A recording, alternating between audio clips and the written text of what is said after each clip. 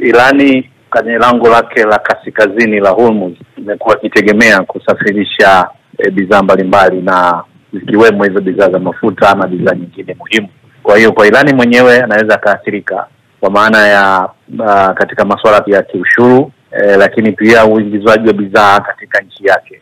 Na hii pia inaweza ikaleta tikisiko wa bei ya bidhaa hasa katika nchi yake, lakini tikisiko wa uchumi kwa maana ya vitu ambavyo Irani inachukua kutoka nje inaweza ikawa ina changamoto, kwa sababu tunajua Irani imekuwa mshirika mkubwa sana wa Urusi na kubadilishana na ufanyaji wa biashara. Kwa hiyo nayo hiyo inaweza ikatetelesha hasa uchumi wa Irani. Kufungwa kwa mlango huu Nasoro kutaikwamisha Irani yenyewe kushindwa kusafirisha mafuta yake, na vile vile kuna bidhaa nyingine ambazo pengine ingetaka kuzisafirisha nje ya nchi itakuwa haiwezekani tena. Je, hii inaweza kuwa ni kifo kwa uchumi wake Iran? Inawezekana isiwe kifo, lakini ukateteleka. Kwa sababu sote tunajua uchumi hautegemei tu biashara za nje. Na nadhani hili Irani wamelifikiria kwa kina. Ziko sababu za ndani zinaweza zikasababisha uchumi. Biashara za ndani yenyewe kwa ndani ya mikoa na kuuziana bidhaa wenyewe kwa wenyewe, hiyo inaweza ikakuza uchumi wako. Lakini pia uchumi wa nje nao umekuwa na mchango mkubwa hasa katika uchumi wa kisasa, kwa maana ya kuleta bidhaa nyingi zaidi, lakini pia kusafirisha bidhaa nyingi zaidi na kupatia fedha ambayo nayo ikasaidia kukuza uchumi wako wa ndani. Tunapokiona kwamba uchumi utateteleka, lakini sio anguko la moja kwa moja. Na katika hali hii mlango wa bahari wa Hormuz unaonekana kwamba uko mbali kidogo na Afrika, lakini kwa masuala ya biashara na usafirishaji wa mafuta na gesi, hili ni jambo ambalo liko karibu sana kwa bara la Afrika na hasa pia vile vile eneo la Afrika Mashariki.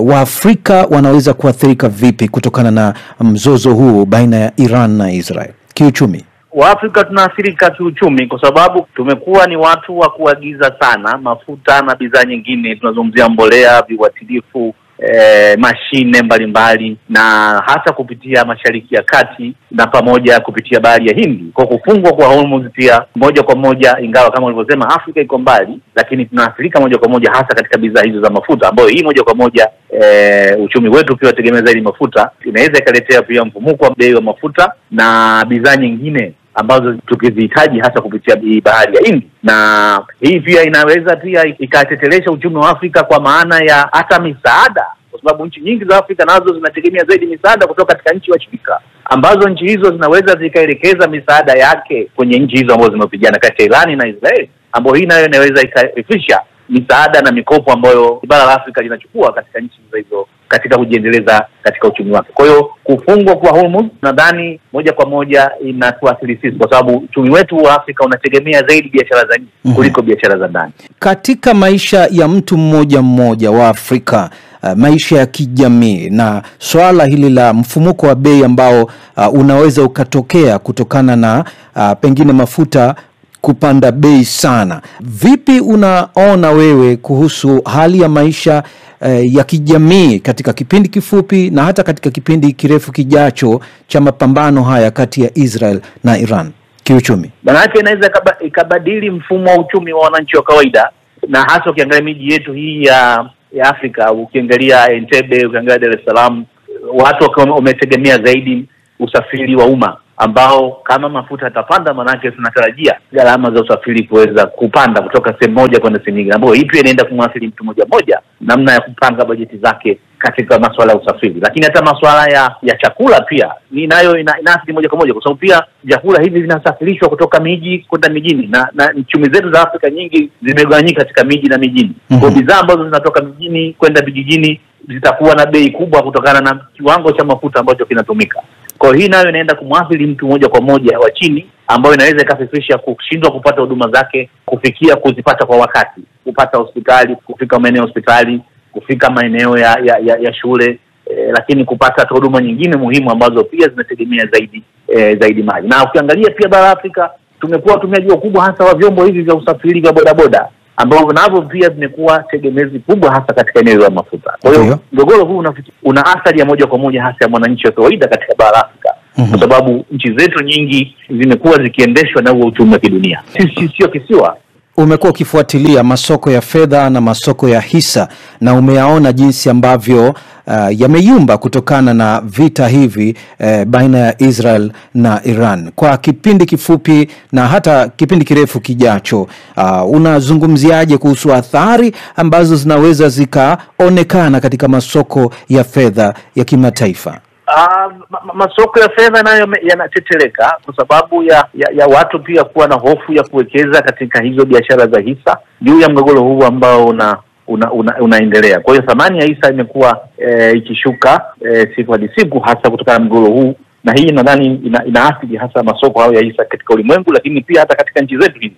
Kama ukizungumzia Tanzania, kuna masoko hapa ya hisa ambayo nayo ufanyaji wake kazi unategemea zaidi hali za kisiasa na za kiuchumi, hasa katika ulimwengu, ambayo nayo inaweza ikapelekea hofu ya watu kuwekeza katika masuala ya bondi, hati fungani na masuala mengine ambayo yanahusiana na masuala ya hisa. Kwa watu wanaweza kuwa na hofu juu ya pesa zao. Maana tunazungumzia hisa, maana tunazungumzia ni fedha ambazo watu wanawekeza kwa niaba ya kupata gawio zaidi moja kwenda nyingine, ambayo hii pia inaenda kumwathiri mtu mmoja namna ya kupanga bajeti zake katika masuala ya usafiri. Lakini hata masuala ya chakula pia nayo inaathiri moja kwa moja, kwa sababu pia vyakula hivi vinasafirishwa kutoka miji kwenda mijini, na nchi zetu za Afrika nyingi zimegawanyika katika miji na mijini. Kwa bidhaa ambazo zinatoka mijini kwenda vijijini zitakuwa na bei kubwa kutokana na kiwango cha mafuta ambacho kinatumika. Kwa hii nayo inaenda kumwathiri mtu moja kwa moja wa chini, ambayo inaweza ikafikirisha kushindwa kupata huduma zake, kufikia kuzipata kwa wakati, kupata hospitali, kufika maeneo ya hospitali, kufika maeneo ya shule, lakini kupata huduma nyingine muhimu ambazo pia zinategemea zaidi maji. Na ukiangalia pia bara Afrika tumekuwa watumiaji wakubwa hasa wa vyombo hivi vya usafiri vya bodaboda, ambao navyo pia vimekuwa tegemezi kubwa hasa katika eneo la mafuta. Kwa hiyo mgogoro huu una athari ya moja kwa moja hasa ya mwananchi wa kawaida katika bara Afrika, kwa sababu nchi zetu nyingi zimekuwa zikiendeshwa na huo uchumi wa kidunia. Sio kisiwa. Umekuwa ukifuatilia masoko ya fedha na masoko ya hisa na umeyaona jinsi ambavyo yameyumba kutokana na vita hivi baina ya Israel na Iran. Kwa kipindi kifupi na hata kipindi kirefu kijacho, unazungumziaje kuhusu athari ambazo zinaweza zikaonekana katika masoko ya fedha ya kimataifa?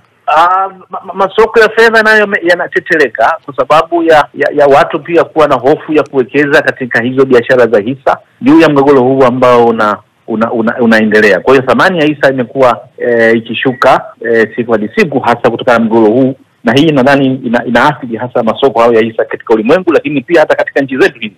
Kama ukizungumzia Tanzania, kuna masoko hapa ya hisa ambayo nayo ufanyaji wake kazi unategemea zaidi hali za kisiasa na za kiuchumi, hasa katika ulimwengu, ambayo nayo inaweza ikapelekea hofu ya watu kuwekeza katika masuala ya bondi, hati fungani na masuala mengine ambayo yanahusiana na masuala ya hisa. Kwa watu wanaweza kuwa na hofu juu ya pesa zao. Maana tunazungumzia hisa, maana tunazungumzia ni fedha ambazo watu wanawekeza kwa niaba ya kupata gawio zaidi.